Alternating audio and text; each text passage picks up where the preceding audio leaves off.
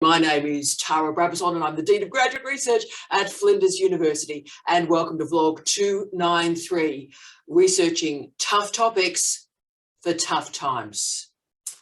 And I have a remarkable friend, a remarkable colleague who I've known a lot of years now, and I've just found out it's her birthday as well. So this is a truly splendid moment, and I've wanted to speak with Dr Gail Crimmins for some time, and I get to do it on her birthday, as hopefully we're leaving a pandemic. So these tough times, let's hope, are truncating a little bit. So Gail, there's a lot I want to talk about with Gail, and she's an incredibly important presence in your life, I think, because she's currently the Deputy Director of Learning and Teaching at the University of the Sunshine Coast, which is a very interesting university in and of itself, in a newly formed school of business and creative industries, a very large school. So that's an important node of our conversation as well. And look, her background is amazing. She's a trained actor and a director, and is now the senior lecturer in communication at the University of the Sunshine Coast. Now, there's a lot I want to talk about with Gail. She is the archetype of what we would describe as a wise woman. She is a wise woman.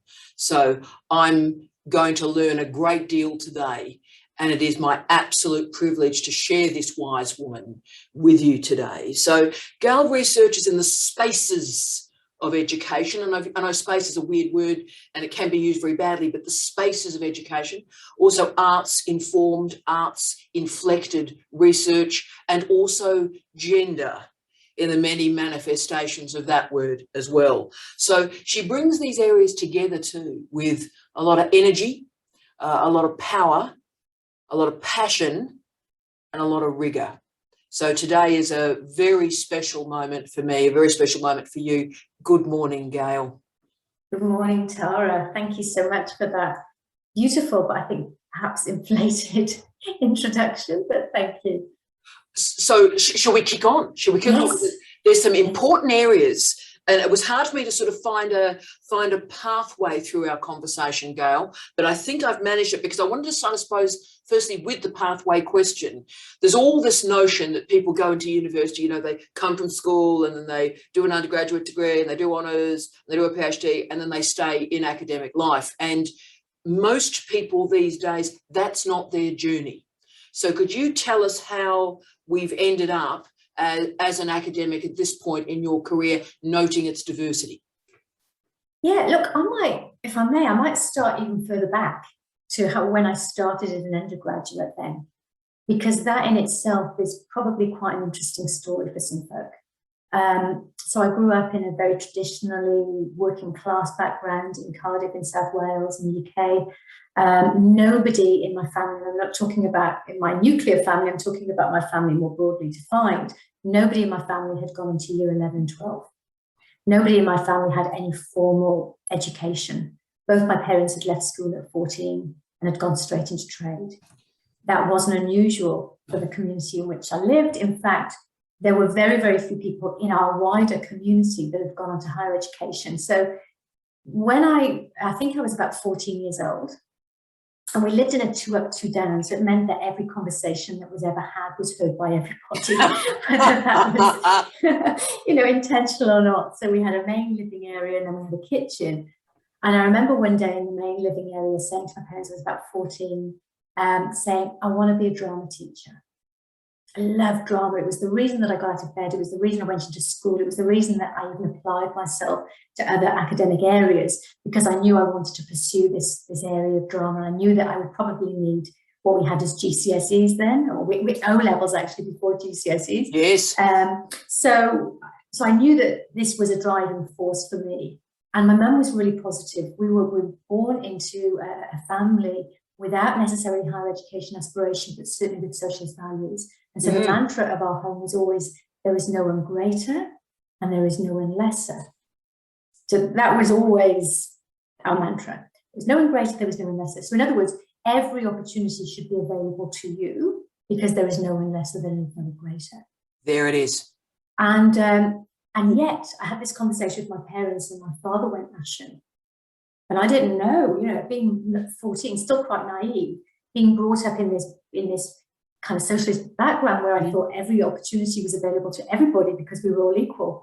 My father went Asham, and he said, he sort of indicated to my mum in that way of, let's go to the kitchen to talk about this. And he went down to the kitchen and closed the door, but of course I could still hear. And he said, and again, I didn't unpack it or really understand it until much later. He said, how are we going to address this? And of course, what I realized now was that he was really scared that I had aspirations that I would not be able to achieve or would not be able to be met because of the structures that were in place around fees, around how does a working class girl with a working class dialect and communication and even a set of ideologies, if you like, manage to traverse this or navigate into this sphere that they had no understanding of, this kind of notion of higher education that seemed to be completely outside of the availability of people. A foreign country. Absolutely, not the spaces and the countries of us. So, so that was interesting because, of course, then I started that period of self-doubt. Just that trigger of, oh, I thought that I could. Maybe there are reasons that I can't. Oh, my goodness. But thankfully, I had an amazing kind of drama teacher and I had amazing support in school. And I did go on to year 11 and 12. And I did actually go to a university and study drama. And so I suppose the reason that I'm saying that is that a lot of the barriers that exist for our young people and our other aged people actually happen in a very formative and early way. Yes. Often they are unconscious. Often it is something that is said or unsaid. Often it's a raised eyebrow or a frown. So I think we just need to call that, to acknowledge it, and to think about how we then, as scholars or as anybody involved in education more broadly, how we mitigate some of that unconscious, unspoken barrier to young people's kind of aspirations. Now, aspiration is an interesting term, and I'm not talking about aspiration for a middle-class life. I'm not talking about an aspiration for some of those kind of privileges that come. The car and the house and the polo. Which we know is a myth because most of us don't actually have access to that sort of finance anyway. No. But anyway, I'm not talking about the aspiration. I'm talking about kind of Gail and Parker are really interesting in this space when they talk about kind of aspiration to higher education. And they kind of, they debunk it in many ways and say, well, actually, you know, working class or low SES communities have aspirations, but just because they may not align with education focused middle class aspiration, it doesn't mean it's not an aspiration. So anyway, I think aspiration is a really interesting kind of concept when we're talking about navigating towards higher education. Anyway, that's powerful, Gail. That's powerful. And look, for me, my journey through this was Raymond Williams. It was reading Raymond Williams that gave me the courage, because he always used to talk about, right, well, you know, we from a working class background don't have the top end of town knowledges, but we have different knowledges from different communities that have lived as long as the ages. And so if we can get into higher education, those communities and those knowledges are valuable. Don't lose them, don't trade them, don't translate them, but don't feel lesser ever. So it's where you started that conversation. And that's really important because it behoves us within higher education then to think about epistemological justice and plurality.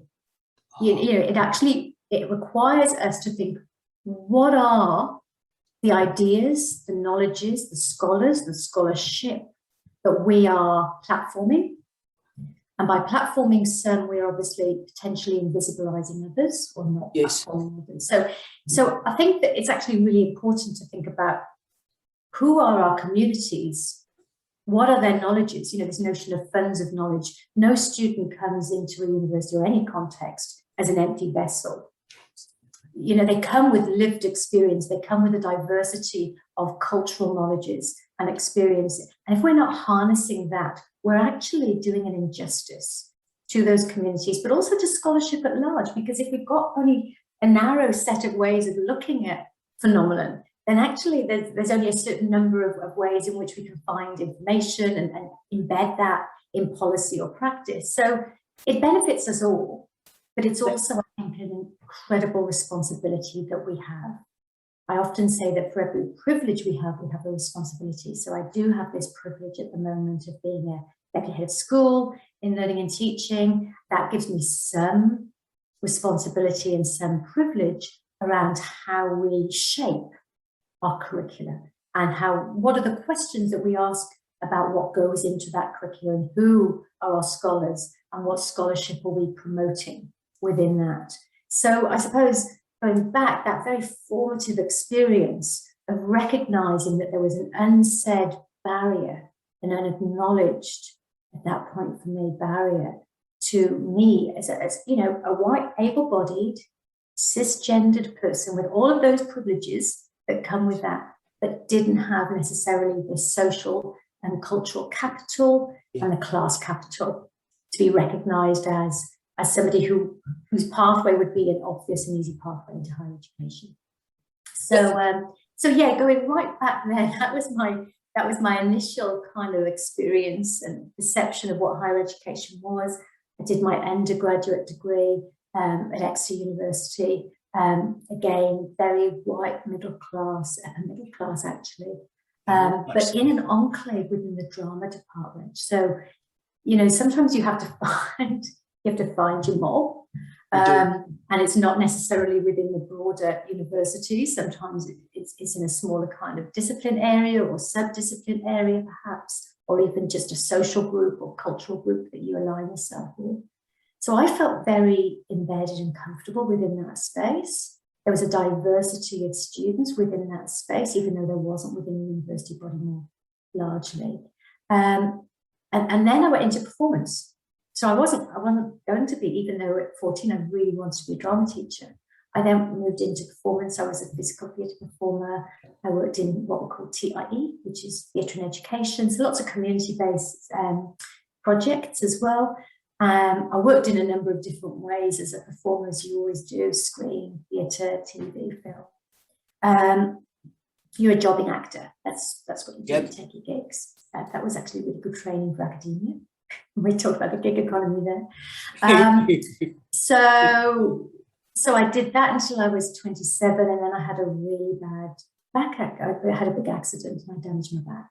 Yeah. And as a physical theatre performer, my body was my tool. And it was devastating because I couldn't perform. I couldn't work in the way that I had trained and the way I had focused my whole world and my whole life. Because socially, culturally, everything is embedded in that kind of theatre kind of scene.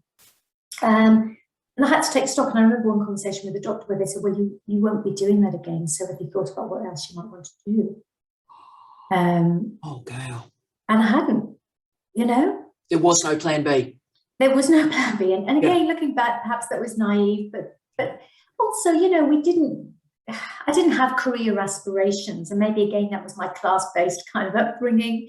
So I was very happy just working job to job because I didn't have aspirations for wealth or any kind of sense of financial security, because I hadn't been around that. That hadn't been a norm for me at all. Yeah. And a really interesting thing happened, and this is the importance of community and the importance of connection. I had trained with a woman, there were just 18 people in our course per year. And even though she wasn't in my year group, 2 years above my course cohort was a woman called Deborah Proctor. And I had done the same training as her. So we had the same disciplinary way of knowing and practicing that came with that training. And she was also living in Cardiff at that time and was working in many different ways. She was a youth theatre practitioner. She was a youth theatre director. She was working at a local, what would be equivalent to a TAFE, working with performance arts. So she was really busy in that space. And she came and visited me. We call them flats, you call them units in Australia. Yeah. So she came to visit me in my flat one day and said, hey, I'm doing this project and I really need a third eye. I need somebody to come and watch the performance because I'm too close to it, to identify where the gaps are, where the dips are in energy, where the narrative is not clear. And I hadn't performed for months and I was really nervous. And I couldn't even at that point, I was nervous about being physically unable to be able to demonstrate anything. anymore. But I sat at the back of the theatre. She used to drive me. She'd pick me up from the flat and drive me to the theatre space. And I'd sit and I'd just take notes. And at the end of a rehearsal, I'd give notes. Anyway, long story short, she went off to an ashram for a few weeks and as said, you do. "Well, I'm away." Deb, amazing woman, as you do. And so she went away. We're talking in the mid-90s now. She went away to this ashram and said, "While I'm there for 3 weeks, will you look after my theatre productions and my classes?" And I said yes. And I was nervous. I was nervous because I didn't know if physically I was going to be up to it. And I was also nervous because I hadn't really thought about how I could do this. But I said yes, and I dealt with the consequences. And I think up there with there is no one lesser and there is no one greater is that notion of say yes and deal with the consequences, because I think let's not limit ourselves. Let's test our capabilities by putting ourselves out there. And I think that that's really important, especially for women who often are not necessarily provided the same opportunities and are not necessarily given the same opportunity to develop that confidence necessarily because of the systematic kind of sexism that they identify in most of their cultural workplaces. So I said yes, and I did that. And then 2.5 weeks into her 3-week ashram, she phoned me and said, "I'm staying." Right, yes, obviously. The mid-90s were like that, Gail, as you and I both know. Yeah, so she stayed there, and I had to kind of contact the people that I was temporarily working for and said, "Can I just see out the semester or terms then? Because Deb's not coming back." And they said, "Yeah, that would be great. Thank you so much." And that's how I started working informally in education. This is, I mean, what a story is that? I mean, Gail, that's incredible to me, but I think, and it's so liberating and important for all our students and all our friends around the world to hear that. You've often heard me say sort of jump and the net will appear, feel the fear and do it anyway. It's really hard to do, but you did it from a point of injury, of not having a plan B, and one presented itself, and it took great courage to take that opportunity, and then when the next iterative opportunity came, to run with it. And I didn't know that story. I was the performance part of your acting career. I never knew why it stopped, to be honest with you. So you've changed my life this morning and inspired, I'm sure, thousands of people, which of course then leads to my next question. And this in many ways is one of the major reasons I wanted to talk with you. Yeah. And this is about leadership. Now, I think in this vlog series, we haven't talked about leadership in higher education, and that's my mistake, and I apologise to all our wonderful watchers out there. But Gail, I want, if I can, through your expertise, to bring that in, because I want our great students to see this as an option and as an opportunity. So you are a deputy head at this juncture of learning and teaching. Very difficult leadership job, that one. Multiple masters and mistresses and non-binary identifying colleagues in that space, and you're never ever going to get a clean win. So I argue that's one of the hardest leadership jobs you can do. And you know, the whole trajectory going up to the DVCA or the DVCS is that type of tough space. So Gail, why did you make that jump again? So tell us about that decision. And it is a decision to leadership, and what you would say to our students and recommend to our students making that similar jump. So I'd first sort of unpack what leadership is. Leadership is a process and not a role. Boom. Boom. I think, therefore, you can develop your leadership capacity in any role. Oh, yes. And I think, therefore, I probably was in some way leading various projects and various ways of practicing in previous roles, even though I wasn't given a particular title that would suggest that I was a leader. And that's kind of problematic around promotion. And Gail, I've just come out of 3 days. Bombs, perhaps, here. No, I've just come out of 3 days of a promotion committee, so that's why it was slightly manic laughter there. For which I apologise. I think as soon as we talk about promotions committee, there's manic laughter at any time of the year. So it's really very difficult then to evidence that you have been leading particular things. Oh my goodness. If your name is not that particular role. It's misinterpreted in a number of ways. It's misinterpreted as taking ownership of something that you have no right to take ownership of, or can be. I think it's misinterpreted as treading on toes. Mm-hmm. Yep. So it's actually so it's interesting when you say this role that I'm in now is a tricky space, and it is, and I'd like to talk about that as well. But actually, engaging in leadership in any role is a tricky space, because while I think we ought to do it, if there's an opportunity, if you think that there's an opportunity to make something better, to support colleagues or to support students in a way, and to adopt a leadership kind of mindset in that process, I absolutely think it's important to do. I don't want to undermine the complexity of the terrain, and therefore needing to be really transparent and honest and have some quite courageous conversations around what your role is at any time within your career, I think is important. So I adopted this role for two reasons. The first sounds fairly laudable, but it's actually just being honest. The second is again honest and may not resonate with as many people. The first is that actually I do think leadership roles give opportunity to shape agendas and to shape certain aspects of the way that you can work within an institution or an organization. Yes. Now, you don't have full control, but you have some opportunity to shape in a way that perhaps you don't when you don't adopt that formal role.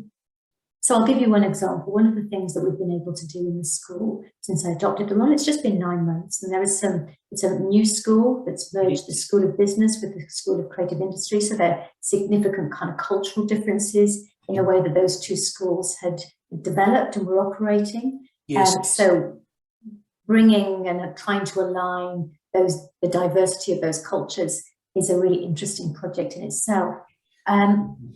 But one of the things that I've been able to introduce with a beautiful colleague that I have as my assistant deputy head of school, we've identified guidelines for curriculum development.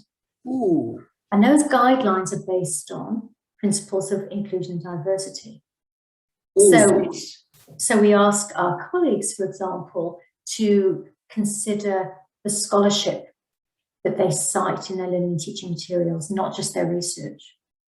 So whose work are we sharing, whose frameworks, whose ideas, what community and what cultures are represented, not just in terms of the brochure. We don't want just necessarily a woman scientist on a brochure and that's enough to kind of diversify our kind of curriculum.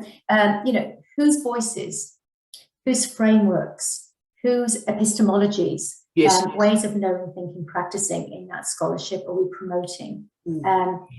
What is the diversity of our teaching team? Yeah. Now, this is really crucial because we know that you have to see it to be it. You got to see it to be it. So if you don't have a diversity of scholars, of academics in front of students and or their scholarship, people who represent in a marginalized identity, if they're not represented, they can't see it to develop that aspiration to be it. No. So I do think that the role, as tricky as it is, and I'm not undermining that at all, I look this good because I've not been sleeping for the last 9 months. It's more than a full-time job, you know. Yeah, you look magnificent, but these leadership roles mean you often live your life on your face. Yeah. Yeah, I may have looked a little bit different 9 months ago. But they do give you that opportunity to start thinking about, well, how are we representing in our creative industries, as well as our business, obviously, Torres Strait Islander and Aboriginal cultures and creative artworks? Who are we engaging with? Are we, working with scholarship and scholars from the global north as well as the global south? There it is. All of that, how are we representing disability in our creative and cultural works? How are we including people whose voices and narratives are not necessarily mainstream? So that's that lens is transformative on curriculum. If that lens is just in place and we have reflexivity about that lens, that changes teaching and learning, I think. And look, the questions that it prompted, I think, were really interesting, because obviously we had some scholars, some academics colleagues that would say, I don't know why we need to do this. Wow. And it created beautiful opportunity for discussion. So rather than that be something that you critique and think, that person is obviously not aware of or doesn't stay abreast of or is tone deaf, whatever you might want to kind of sort of determine that person to kind of be presenting, it is actually a truth. It's that person's truth. It's that person's lens. Yes. And it's an opportunity, therefore, to expand that and to have discussion. And so we had really lively discussion in a school meeting, for example, where I actually sat back and didn't present what my views, values, perspectives were, because I didn't need to, because of course it allowed my colleagues to say, well, I think it's important because, and I think it's crucial because, and this is the reason that I do this. And so it became a community of practice, and it became an opportunity for all of us to learn from each other. So that's the other thing about leadership. You don't have to be the only voice. In fact, you shouldn't be. It's about catalyzing change, and it's about providing opportunity for other people in your team to be able to step up and to also be able to share their knowledges and experiences with each other to inform each other. That's magnificent. And I mean, leadership in many ways creates a space and spaces that we didn't know existed before that leadership statement or imperative or position was activated. And look, the second reason, yes, here we go. If I'm really honest, I'm interested. Is that I was a bit worried about who else might take the role and where the direction of the school might go. Yeah. Had some other people perhaps taken that role. So it wasn't a role that I took overly willingly. That's why I paused somewhat before answering the question. I'm wondering how truthful I was going to be, but I'm going to be perfectly truthful. So it was because I know that I could potentially affect positive change within a limited capacity, but it was also because you kind of know the way that academia is going and has been for the last 20 years or more. Yeah. And if there was somebody in that role that perhaps was aligned with that neoliberalist agenda, I would fear, or I did fear, for the way that the school might lean. Yeah. And so it was both an opportunity to potentially curtail some of that momentum, and also and hopefully have some shaping opportunity as well. It is remarkable to me. So push and pull imperatives, but also, and again, I think that's so inspiring for so many people. I have incredible respect for colleagues, for human beings, for citizens that make a decision to stand, because sometimes just standing against the wave and against the wind, that is the greatest courage of all. And you may get knocked over, but the desire to stand, I think we have to empower if we're going to get out of the mess we're in. And Gail, you've done that. Look, it comes at a personal cost. And so if we're talking with people who are thinking about this, I think absolutely, please say yes and deal with the consequences. Please stand. We need you. We absolutely need you. We need you. We need you well. Yeah. We need you to stay well. So knowing beforehand and trying to manage the onslaught that comes with some of these. I haven't worn mascara in 9 months. And the reason that I haven't worn mascara in 9 months is that I probably cry most days. Oh, God. And I cry for joy. Look, I'm one of those people anyway. I'm very emotional. So I cry for joy and I cry for despair and I cry for all sorts of reasons. But it's a hard job because there are imperatives that are top down that are very, very difficult to manage. And I don't want to just pass them straight on. So there's a resistance. Yes. You need trying to push back as well as support my colleagues to come into line with what we know is the baseline of what we will need to do in order to combat further pressure. Yes. So we're in this very, very compromised space where potentially my colleagues don't recognize the push up that I'm doing. They don't necessarily recognize the advocacy that I'm operating. And they often see just the kind of push down that I can't resist, that I have to I'm almost a conduit to in terms of new learning and teaching models, in terms of rationalization of programs and courses. There's a certain amount that I've not been able to resist, and that I've therefore had to work with colleagues to support, and that's a very, very difficult space to be in. Gail, I love you for doing this job, and I think you've captured there better than anything I've ever read, actually, or anything I've ever heard on what it feels like to be a middle manager in higher education. And I think all our wonderful students out there need to remember that story. Gail hasn't worn mascara in 9 months. Lucky she's got fantastic eyes. That's a bridge too far for me. But can I say I'm quite upset, the idea that it's taking it out of you to that scale. But that is the middle management story in higher education. And look, Gail, can I move to the next question? Because I don't think I've ever told you this, but I think it was many years before I actually met you and I as humans.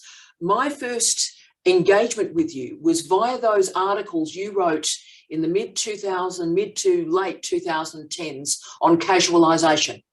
That's when I discovered you and I went, oh my goodness me, this woman is something else, because I started to cite this and went, oh, hello, this is because it worked very nicely and it was actually ahead of Guy Standing's work on the precariat.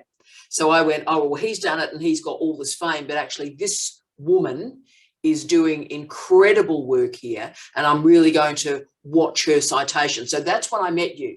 So a lot of our students pre and post and through the pandemic have been casualised. If they've been lucky, if work's been available, it's been casualised work. When they come to tell the story, and of course you've done work on narrativizing casualisation, when they come to tell the story of this part of their career and the casualisation of it, how would you recommend they frame this moment in their career, Gail? Look, two things. The first thing that compelled me to investigate the lived experience, I was looking specifically at women casual academics, because we know it's a gendered space, was because there were horrific stats.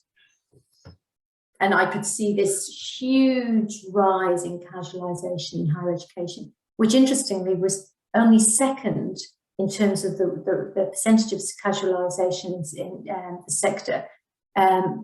There was health, education, and then hospitality. Yes.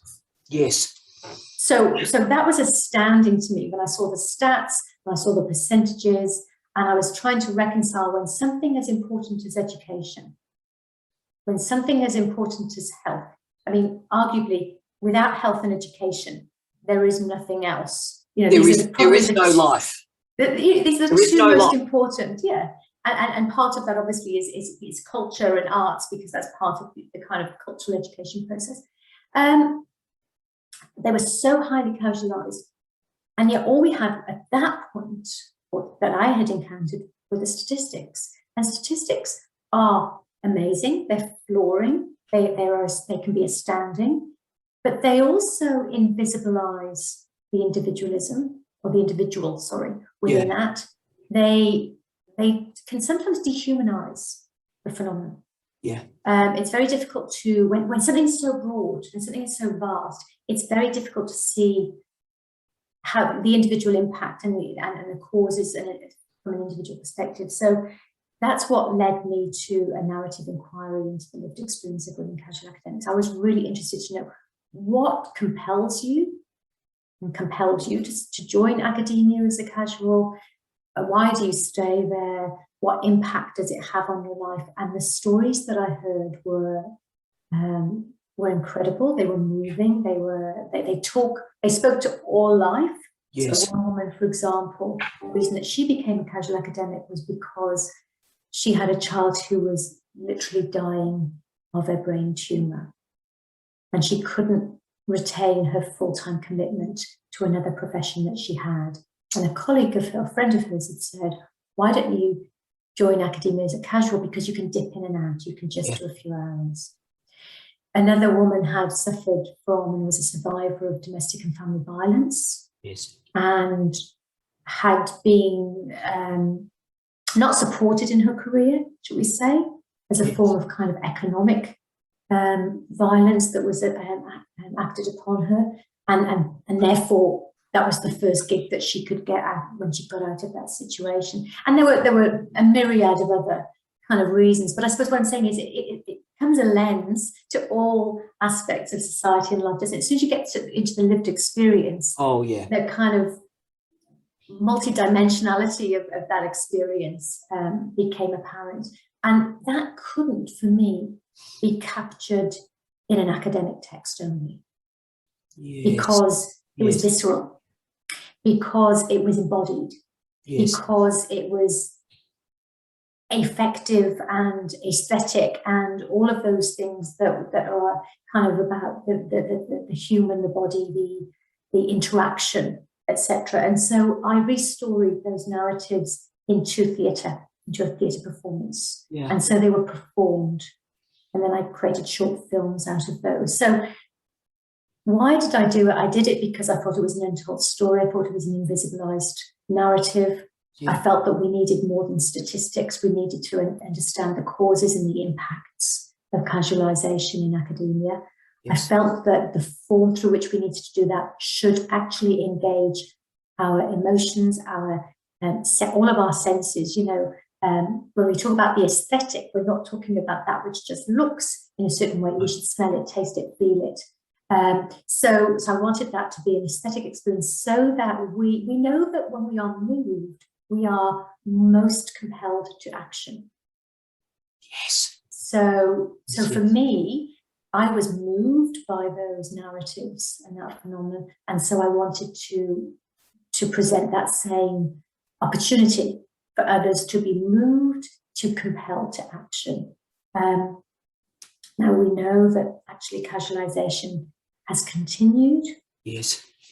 We know that it's been exacerbated by COVID. We know that the continued defunding in real terms of higher education contributes to this. We know that it impacts academics themselves, casual academics, and it impacts our students. Yes. So it's right up there with climate change, without trying to kind of compete for kind of areas of importance that we need to be putting our attention to. I think it's really significant, because if we don't invest in education, and if we don't invest in higher education, we can't actually address the other things well, such as climate change and communications around that and narratives around that. We can't engage with real narratives around racial discrimination and sexism and ableism and classism and all of those, you know, so that's where our attention needs to be. And if we're underfunding and devaluing the people in that space, we're actually devaluing the opportunity that those people and that the academy itself has to address the other issues that we have and problems that we have in society. Gail, I think you've changed people's views and lives on that. My only imperative for our wonderful students that may have been locked in casual work, you know, it's not 1 year, 2 year, but it's now 5 years, 10 years, is it is not a space of shame. It is not a space of personal guilt or there is nothing wrong. So what we need to do is actually recognise the whole system is now casualised. The whole system of higher education is unstable. So tell your story, and as Gail has captured there so brilliantly, there are powerful individual propulsions in and through casualization, and your story is a valuable one, and it's a valuable story to speak the truth and know that it is shared and can enable the consciousness of others. It's not a place to be embarrassed about, because actually now it's pretty well the dominant mode in international higher education. And look, it's an opportunity to speak truth to power. So I think please amplify that story, make it known, make it heard. Absolutely. I'm always really interested in the notion of shame, because it's often the people that or factions of society or groups of people who inhabit or who are told that they should inhabit shame. Yeah. And it's just a diversion strategy. Yeah. You know, the people that actually should feel shame are the people that propagate the systems that entrench casualization, that perpetuate poverty, that perpetuate discrimination. That's where the shame should lie, not in the person who experiences poverty, or the person who is in a casualized position, or the person who is the victim of racial discrimination or ableism or whatever it is. The shame it should not be held by the individual. Absolutely not. It's systematic, and we all have, and this is another kind of opportunity for higher education. We all have a responsibility to identify it, to address it, and to make sure that our academy is we should be at the vanguard of addressing these issues. Yeah. Not perpetuating them. Yeah, I mean, I've always been stunned. You've heard me say so often, Gail, that international higher education, we should be the best workplaces. We should be the best family-friendly workplaces. We should be the archetype of how to do work in a post-Fordist economy. And the idea that we are so far away from that reality is an absolute tragedy for me. And that's why, in some ways, I want to talk about a book that I think changed my life. Published in 2020, Strategies for Supporting Inclusion and Diversity in the Academy. I use it as a textbook in my current role. I am that moved by that book, and I think it's that important that when I need to think about an issue, I go to that book first and gather and continue to reflect on that process. So why did you decide to commit to that book, mate? At this particular point, because again, that's an archetype of courage too. That's sort of calling in the enemies of the apocalypse, really. I'm now in a position of relative power. Relative.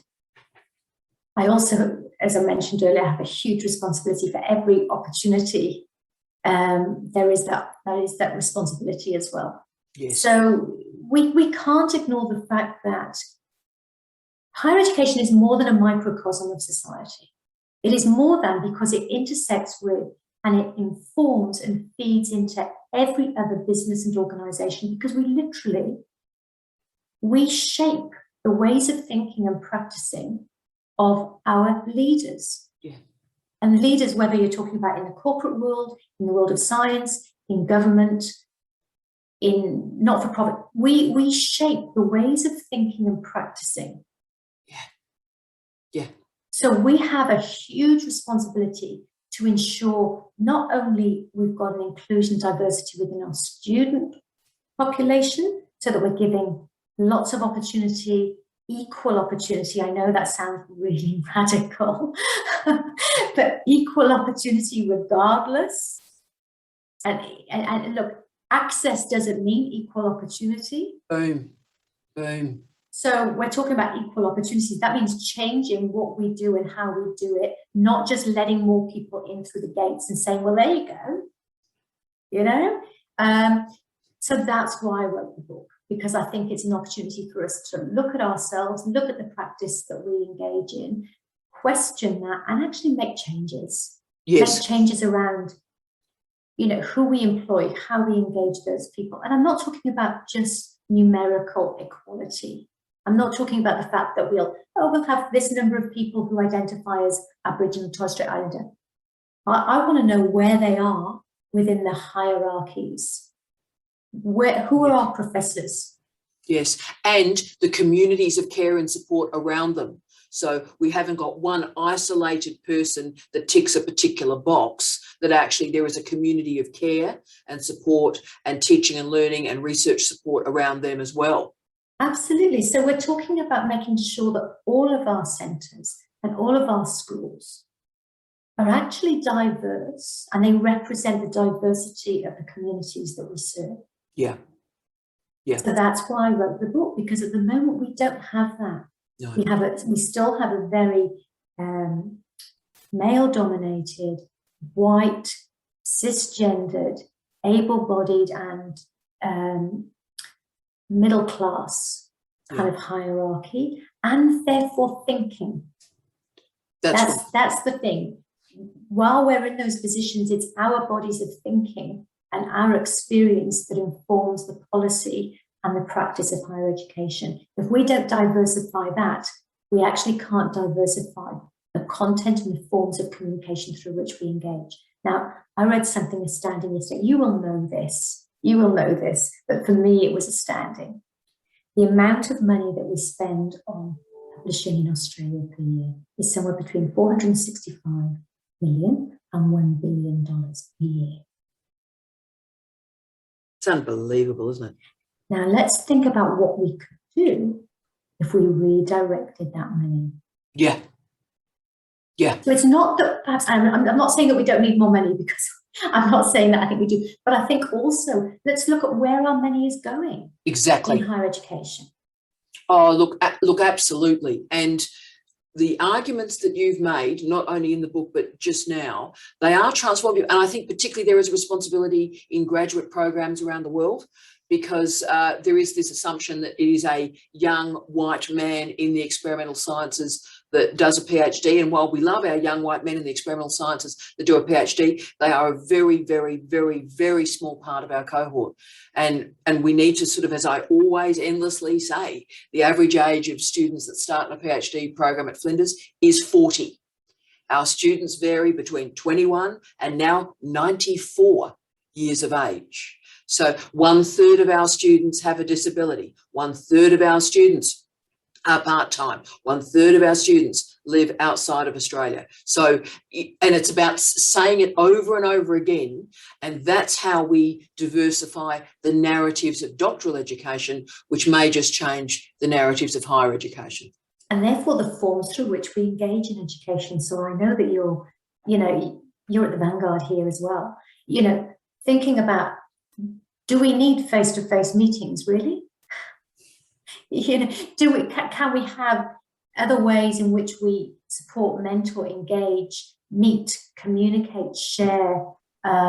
So not just the content, not just expanding the student population and the theories and the ideas and the scholarship, but also the forms through which we engage and we communicate with our students, and especially in that PhD space. There's a lot of really interesting work that you do. And I think there is, and Gail, it's a mystery to me to this day how anybody can schedule a meeting for schools or communities or whatever between, before 10, and I've dragged you in before work for the pair of us this morning, but between 10 and 3, if you have to put on a meeting between 10 and 3. Why would you put it on at 4:30 or 5 at night? Why would you put it at 9 a.m. school runs? I mean, this is not rocket science. This is very simple conversations about people's lives and work. This is not hard, which I suppose then leads me to the next question that I'm edgy to ask, but you and I are courageous women and we will ask this. Now, so much of your research has explored feminism and women's experience. Now, Gail, in the last 2-3 years, that's become a pretty complicated space, and that's just on Twitter, mate. So look, with all the stuff about Karens, and can I say some of my best friends are Karens? Can I just put that out there? I've got a lot of friends called Karen, but with all the stuff about Karens and TERFs and stuff, what do you recommend for colleagues that are working in women and gender studies in this sort of pretty tough time? Yeah, that's I think people who've been involved in feminisms and gender, I think it's always been a tough time for one reason or another. But let's kind of unpack that notion of the Karen. When you're talking about, you've got lots of friends called Karen, I'm sure you're talking about core Karen. They're not necessarily the archetype of what the Karen persona is. So I think we need to actually really determine what we mean by a Karen, you know? So a Karen is usually a white woman who has used her gender and used her race as a weapon against others. So we're not talking about the name. We're talking about the phenomenon. We're talking about an abuse of power, actually, a lack of recognition of one's privilege, and an abuse of that position as well. And I think the same could be said for a TERF. Yeah. Trans exclusionary and radical feminist. So maybe in my naivety, because people are not willing to talk to me about it, most people I encounter actually are trans inclusive. Yes. Most feminists I encounter are trans inclusive, yeah. Absolutely. So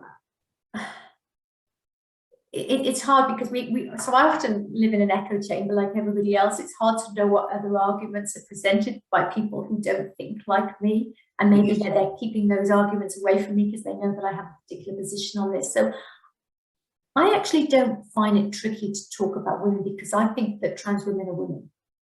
So I just include those in my understanding of women and women's experience. And that's not even a node of discussion or debate. I mean, that's real, that's true. Yeah. And so we move on to the next discussion. So that's why I don't think of it as a problem. What I do see as an issue, though, is that often sex and gender are being, there's a misunderstanding of the difference there between sex and gender. And I think that we have to accept that in a society that is culturated, and that we learn our cultural norms through representations through that culture, that we need to be identifying gender as the issue that is discriminated against, or that genders are discriminated against. So I do look at women, and as I say, I include trans women in that because they're women.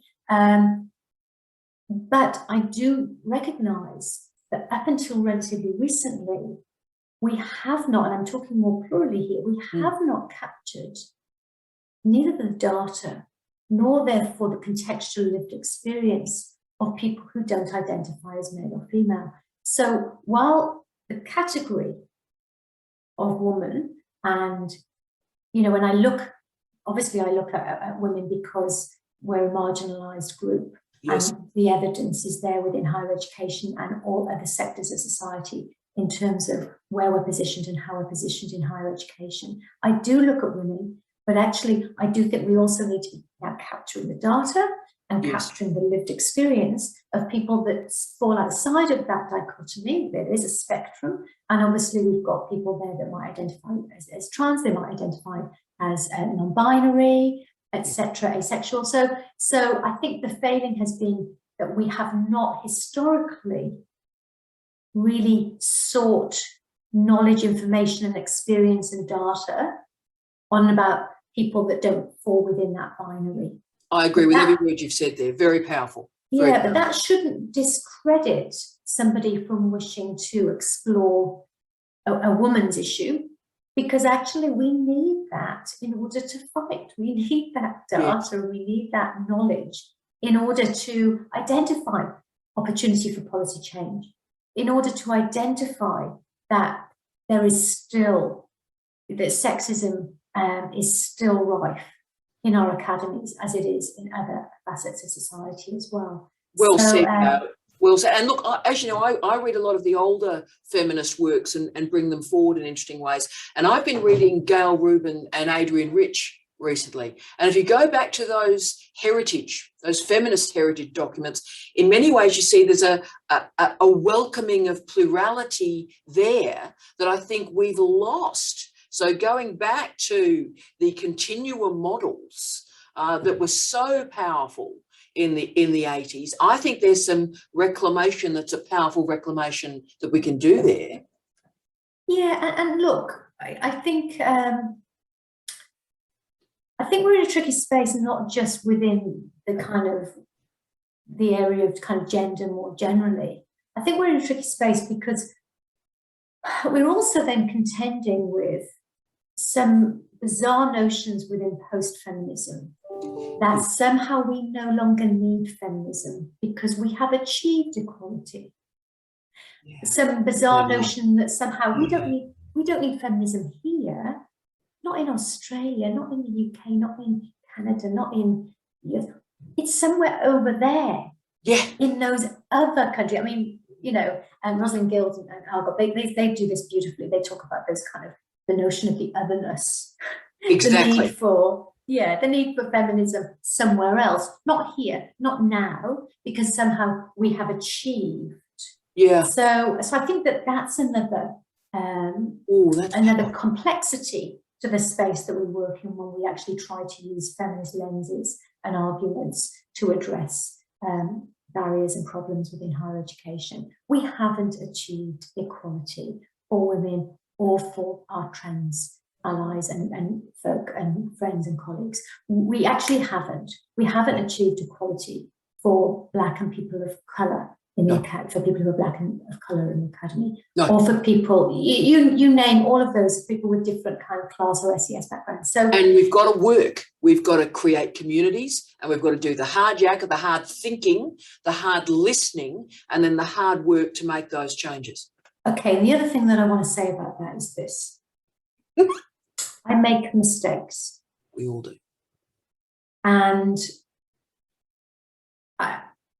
I apologize for those mistakes. I own them. Yeah.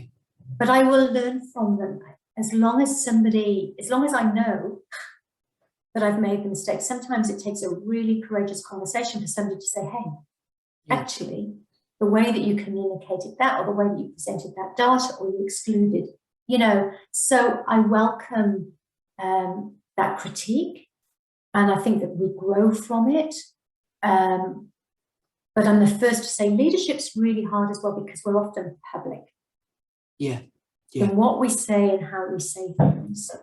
And therefore, any mistakes that we make are public and they can become amplified in that space. I guess what I'm saying is, if I have, and I may have through this conversation, through the pieces that I've written, and certainly through the pieces that I've written 5 years ago, I look at those now and I put my hand, over my head and go, oh gosh, because that was where I was thinking at that time. Thankfully, I have read more, I have listened more, I've spoken with more people, and I'm better informed. When we know more, or we know better, we do better.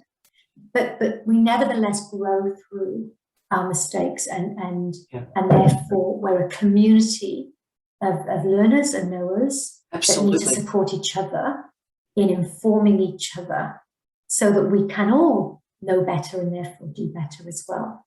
And see, Gail, this conversation started with you talking about your wonderful family and your chew up, two down and socialism, right?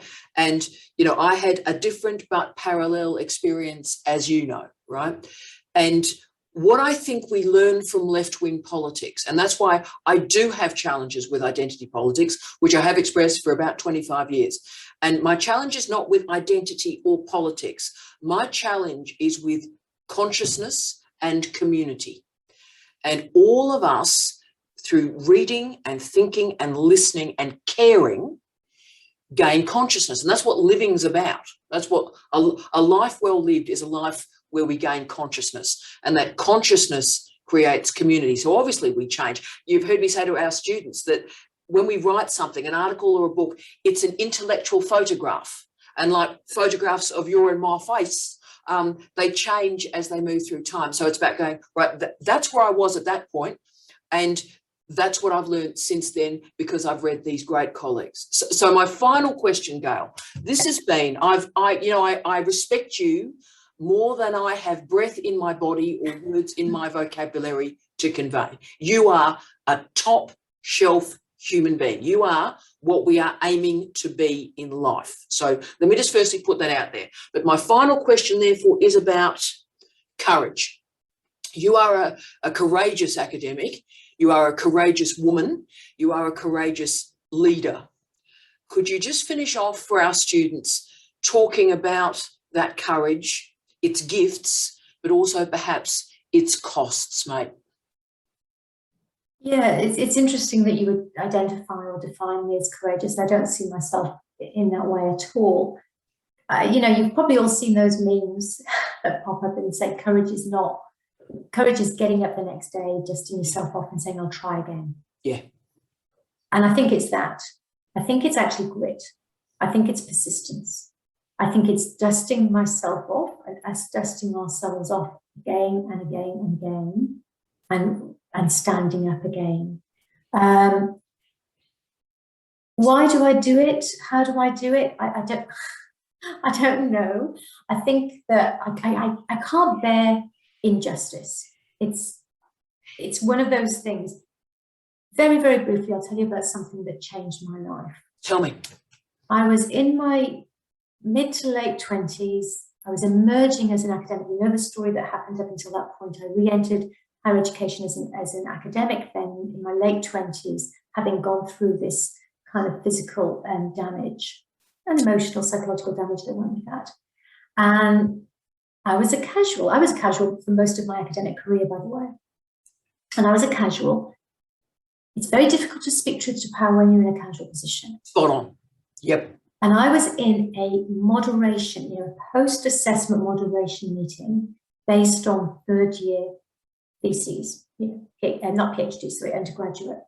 Yes. So in the British system, so the British honours system. I was back in the UK, absolutely. One colleague, so there would have been 20 documents that we were looking at in student grades. And one colleague said, I think it's percentage. And we were in a boardroom. I remember it really clearly. And he was this male colleague, wasn't gendered, was to the left of me. And there was somebody a few seats away to the right of me who literally yelled and screamed and abused this other colleague, and was even swearing at him about, obviously there was a conflict in terms of where he had pitched his student work. Yes. And I was silent. The most shameful, you're talking about shame earlier, one of the most shameful episodes of my professional career. Yeah. I therefore was complicit in this bullying. Yeah. I was a grown woman. Yeah, mate. Yeah.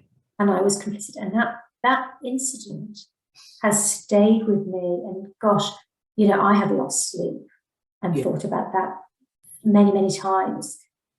How did I allow that to happen? And how did I not intervene in some way? How did I not stand up? And if I didn't have a voice in that room, I could have stood up and walked away.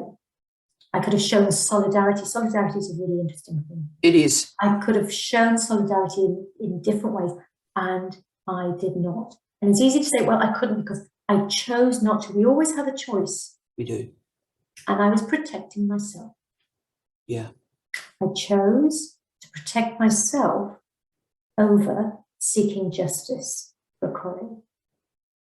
I haven't done that since. And that is why you are you, because I think when you use the word complicit, I'm very emotional about this, so I'll see if I can get the words out, but I think every single one of us working in universities, we are complicit in the KPIs and the metrics and the marginalisation of most of the disciplines currently taught in international higher education. And we sit and we nod, or we sit and we are silent, and we do it for survival. And it's understandable. It is understandable. But as we know through the suicide of so many colleagues around the world, some high profile, some not, the mental breaks or fractures that happen from our colleagues, that maybe the time for complicit behaviour is now over, and we learn from Gail's courage. Gail, I want to thank you. I'm sort of even happier that it's your birthday, because you and I now have an academic photograph of this day. And that's a blessing to me. And you are a blessing to international higher education. And you've changed thousands of people's lives today. So enjoy the rest of your birthday. You are an amazing person. And on behalf of Gail and myself, we wish you love, light, and peace. Love you, Gail. Blessings, mate.